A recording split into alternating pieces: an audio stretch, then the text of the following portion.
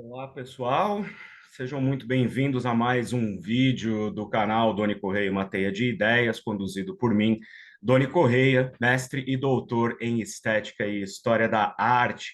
Este é um vídeo extra no canal aqui, feito na urgência, e, na verdade, porque se trata de uma homenagem, não é? Nós estamos perdendo os nossos grandes nomes aí para o tempo, e ainda que isto seja compreensivo, não deixa de trazer uma certa tristeza, principalmente para a gente que trabalha, atua mais diretamente com a, a, a arte, com a cultura, de uma forma profissional, se relacionando com os colegas. Perdemos Jô Soares, não é? Aos 84 anos de idade. Jô estava internado, faleceu nesta madrugada.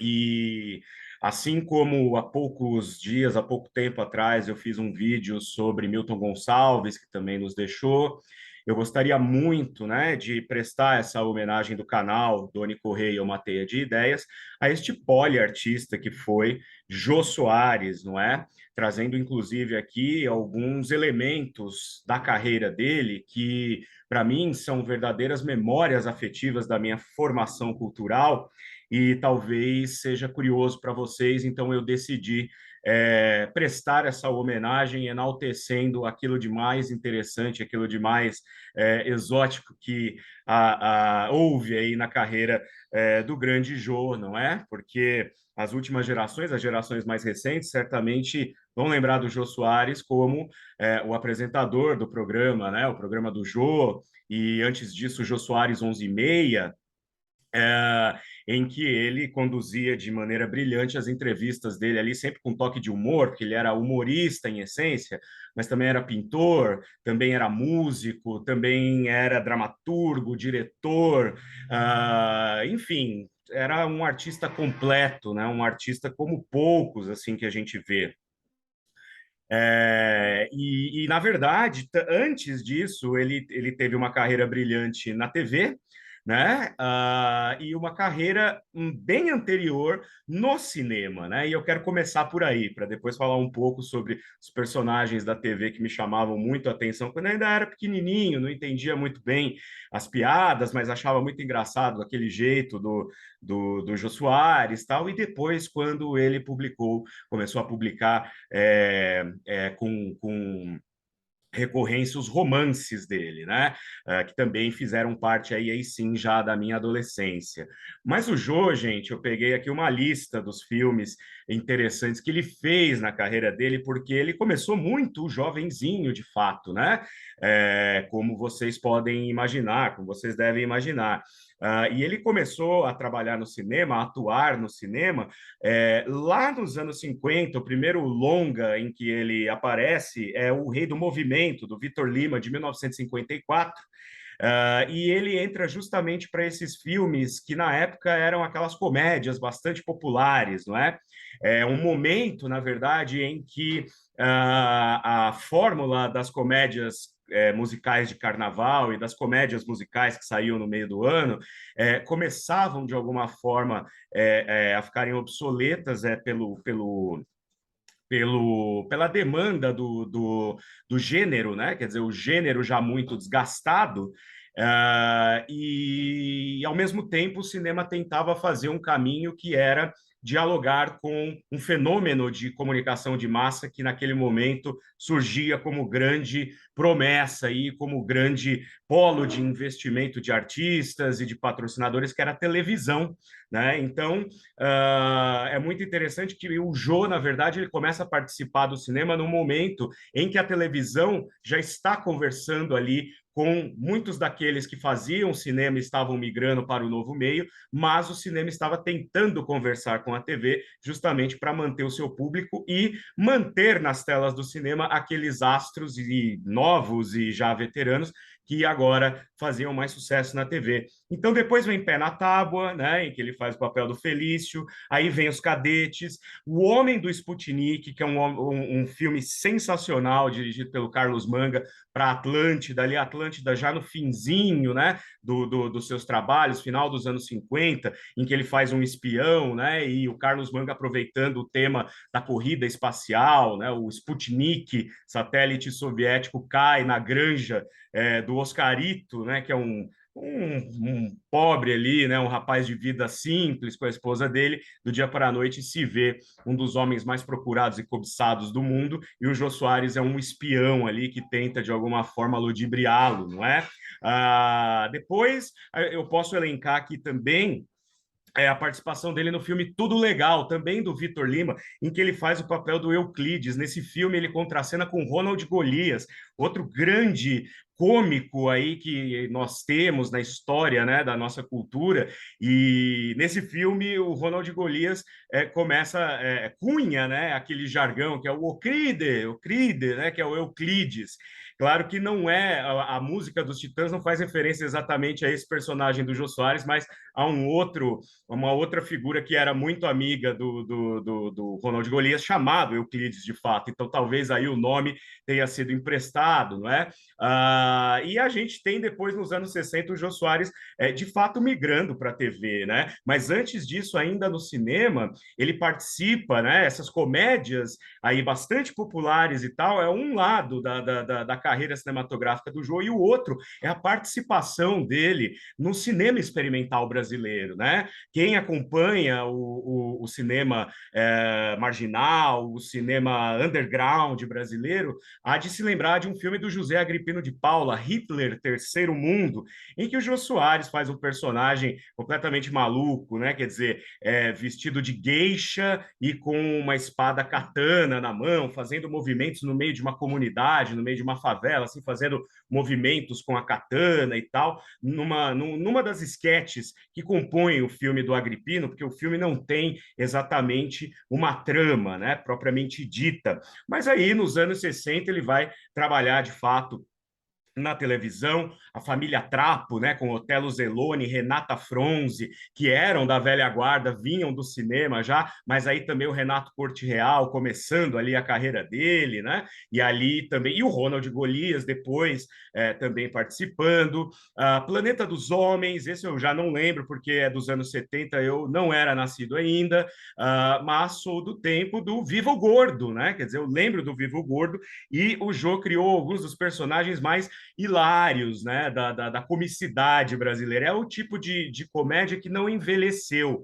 Tanto é que há pouco tempo eu assistia num dos canais a cabo aí as reprises do Vivo Gordo, e é impressionante como se mantém ainda, porque o humor do Jô Soares, ele era muito ácido e muito político também. Então eu lembro de um personagem que ele fazia, que criava dentro de uma jaula um animal exótico que ele dizia que se chamava corrupto. Ele criava corruptos. E o corrupto se alimentava, quando perguntava, mas que bicho é esse, né? Do que ele se alimenta? Ele se alimenta de notas de dinheiro, né? Porque a inflação nos anos 80 no Brasil era uma coisa exorbitante, então ele ficava dando notas de dinheiro para o corrupto comer, né? Também tinha, claro, o Capitão Gay, né? Quem não se lembra do Capitão Gay, com o seu fiel escudeiro Carlos Sueli, que para mim é o melhor nome de personagem que já foi criado para um programa cômico. Carlos Sueli, né? Capitão Gay Carlos Sueli. Tinha um outro personagem dele que ele fazia, que eu não me lembro agora o nome, mas ele morava numa casa que tinha uma divisão no meio, como se fosse assim uma linha que dividisse a casa inteira. Então, quando ele estava de um lado da casa, ele falava em português, e quando ele cruzava essa linha no meio da sala dele, ele começava a falar em castelhano, como se ele fosse um argentino, com sotaque argentino. Eu lembro que eu era criança, eu ficava muito impressionado com aquilo, achava muito engraçado essa coisa dele estar falando uma frase em português, e aí ele ia caminhando, e quando ele cruzava ali, ele terminava a frase já falando em castelhano, né? Então são essas sacadas que ele tinha. Tinha um outro personagem dele, que ele tinha uma mulher muito bonita, que era cobiçada pelos homens em volta, e ele todo simplesinho ali, gordinho, baixinho, né? E todo mundo falava, como é que você conseguiu um avião desses? E ele dizia, é o meu jeitinho, né? Então, o Jô, ele teve várias sacadas inteligentíssimas na comicidade dele. E quando ele vai para o talk show, né, ele meio que inaugura aqui no Brasil essa cultura do talk show, né, que hoje em dia virou podcast, mas que ali, quando ele cria o Jô Soares 11h30, eu lembro que eu assisti, era muito tarde para mim, né, eu ainda estava, sei lá, no primeiro grau e tal, mas sempre eu tentava ver algumas entrevistas e depois já maior, né, mas já adolescente e adulto, eu já o assistia com maior periodicidade.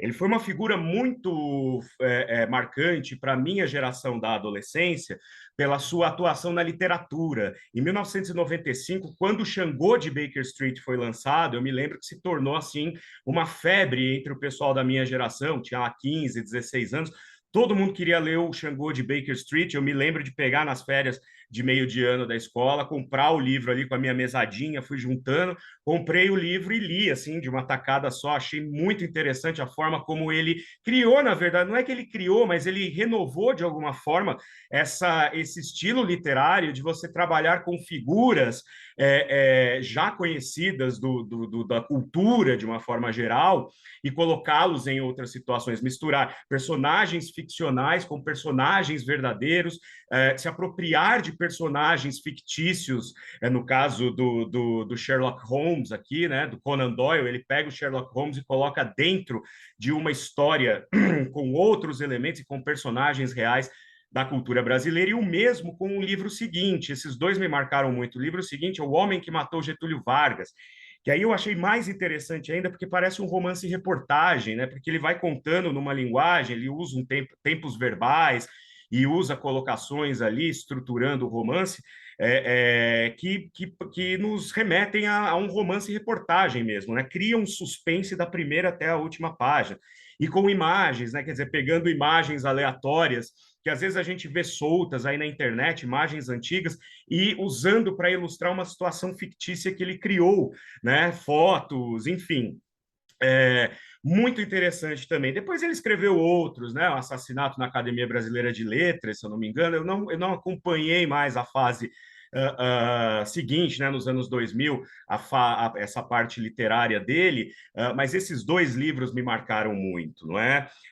E certamente me marcou também a presença dele na TV, naquele clima meio interdisciplinar do programa dele. Começava com uma esquete de comédia, começava com ele ali tocando o bongozinho, depois ele ia fazer umas falas assim engraçadas, e aí trazia os convidados, às vezes com conversas assim que beiravam o esdrúxulo, né, como o pessoal defendendo o Black Bloc e ele tentando contrapor, e enfim, né, passaram por lá muitas figuras interessantes, algumas nem tanto, mas era um programa que era diário, com 3 entrevistas e que durou 2 décadas, e 2 décadas e meia, né? Então, obviamente que não dá para dizer que tudo seria perfeito, né? Nesse momento, o Jô Soares, então, aí está reencontrando o querido filho dele, que faleceu também há alguns anos, e que o deixou bastante mal, né? E também encontrando aí os velhos camaradas do quinteto, depois do quarteto, depois quinteto, enfim, né? O famoso o Birajara Penacho dos Reis, né? O Bira e o Rubinho também, que lá atrás era o guitarrista, né, da banda, quando ele ainda estava fazendo Jô Soares 11h30. Tá aí a nossa homenagem, né, do nosso canal Doni Correia Uma Teia de Ideias, essa figuraça, Jô Soares, que nos legou tantas coisas bacanas. Se você gostou desse vídeo, comente, inscreva-se no canal, deixe o seu joinha, coloca aí embaixo qual personagem do Jô você mais gostava, você mais gosta, qual livro dele, se você leu todos aí, qual você gostou. Se já tinha assistido a alguns desses filmes mais antigos que eu falei, diga aí também. Vamos fazer essa teia de ideias crescer bastante para que a gente possa sempre render nossas homenagens aos grandes mestres que nós temos, tivemos e que continuaremos aí a ter. Muito obrigado.